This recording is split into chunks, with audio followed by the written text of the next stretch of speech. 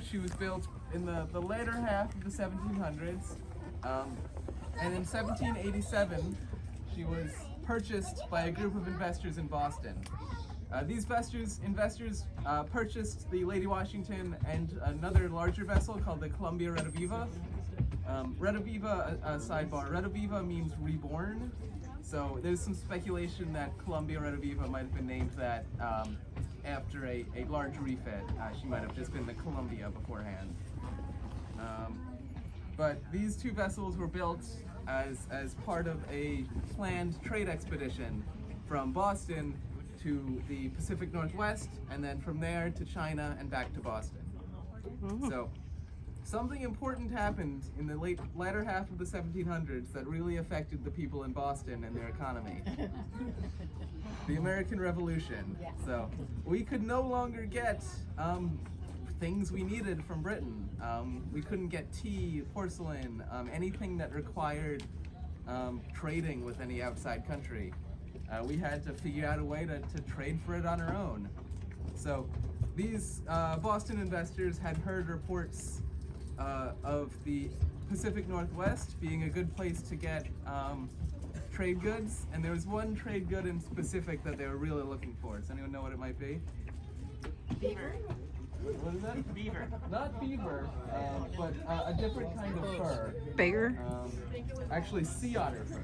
Oh, yeah. Oh. Sea otters have very, very soft, very warm, very waterproof pelts, and they were hunted extensively in this area, which is part of the reason why they're not really very common today, but that's a story for a different day.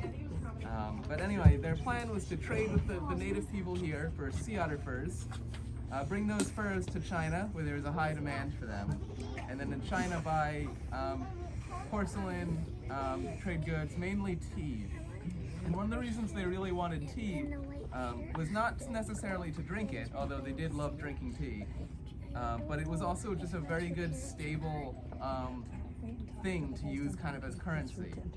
In the early parts, the early history of America, there was no single currency. There was no United States dollar. Each state had its own denominations of money, and some of them were very weird. We have a reproduction example of a $7 bill from like Georgia or something. And that was a $7 bill that you could use only in Georgia and nowhere else. But if you went anywhere with tea, well, you could trade tea for anything. Everyone needs tea. So that was the plan, at least. In 1787, these two boats were purchased, they were outfitted, and they were sent off to the Pacific Northwest via Cape Horn. And I don't know if anyone knows anything about Cape Horn going around it. It's the southern tip of South America, and it is the worst waters on the earth to sail through because it's so far south and there's no other land masses around there. The wind and the waves just circle the earth, and you can get waves 30, 40, 50 feet high, which our masts are 89 feet, or our main mast is 89 feet, so imagine a wave that goes halfway up the mast. And that's, you know, in addition to cold, to storms, to rain, snow, to icebergs, everything like that. Imagine going through that on a boat this size. Not very fun. But eventually, the two made it to the Pacific Northwest, where they started trading, and they were somewhat successful. They weren't as successful as they wanted to be.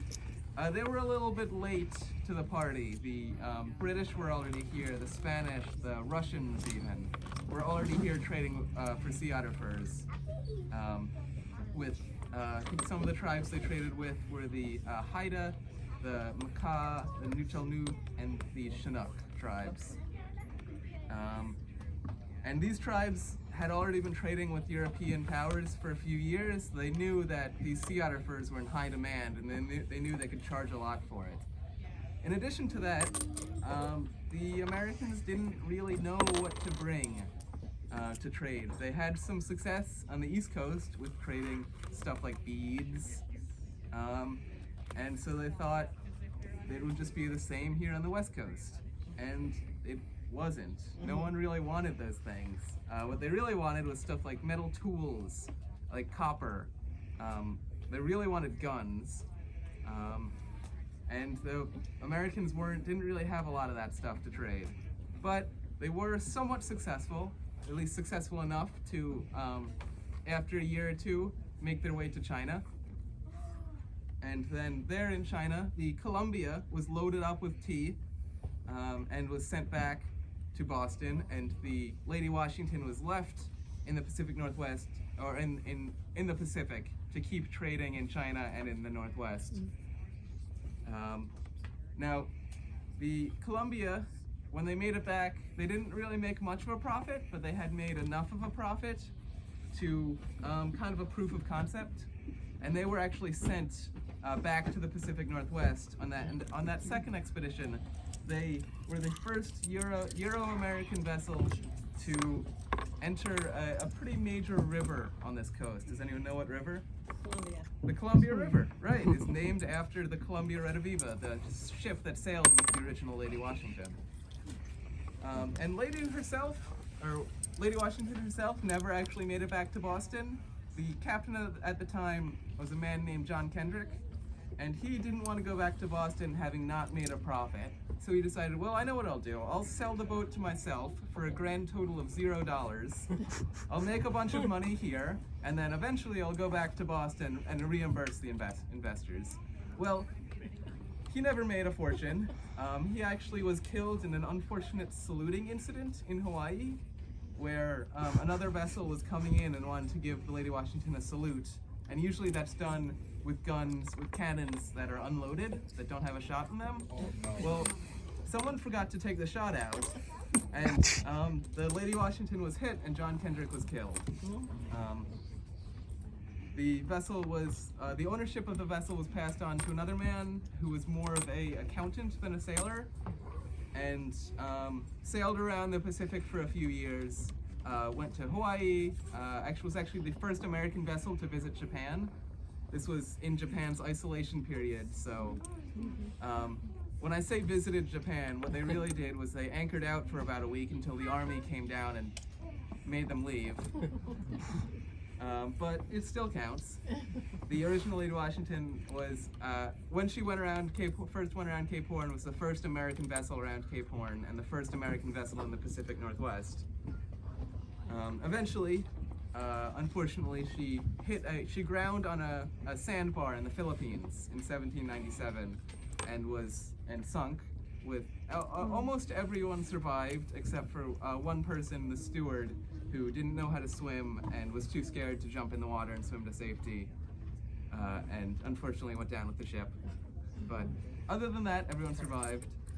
And today, because the original Lady Washington was such an important piece of American history in the area, Grays Harbor Historical Seaport operates this reproduction. She was launched in 1989 for the state's centennial celebration, and she's operated, she does things like this: day sales, dockside tours, and education programs, where we take kids out and teach them about history and about what life was like as a sailor in the 1700s. And I'm not very good at ending these things, so does anyone have any questions? I got a question. Was the original about as big as this? Yep. We don't have the original plans, but we do have some depictions and some descriptions. And so this is as accurate as we can, obviously with the addition of modern safety equipment and engines and an engine and stuff. But yeah, about this size. Anyone else? What size crew would have originally sailed? So the original actually, I find this really interesting. The original had about the same size crew as we have today. If you think about it, nothing's really changed in the operation of boats like this. So they had a crew of about 12 to 14. How much did the original boat cost? Like, if you could figure that out in some sort of currency. I don't know if we have any